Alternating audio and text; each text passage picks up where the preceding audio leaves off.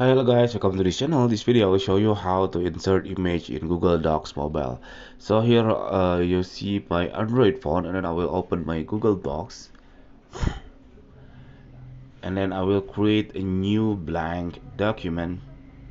I will new docs file, and then see, this is the blank file of my Google Docs. And how to insert image is really easy. You just click this plus icon, and then you will find the option of image.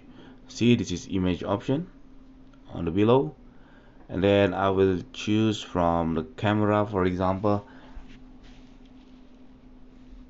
and then I will take this picture of my keyboard and then click done.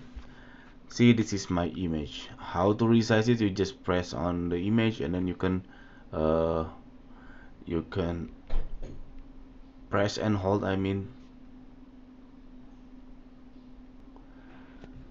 you can press on the image, and then you can change the layout first into the print layout.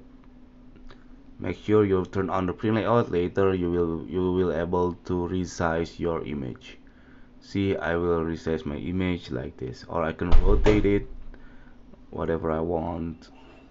See, okay, that's it. This very simple tutorial. I hope it's helpful for you. If you did, please subscribe our channel. Thank you for watching. Bye bye.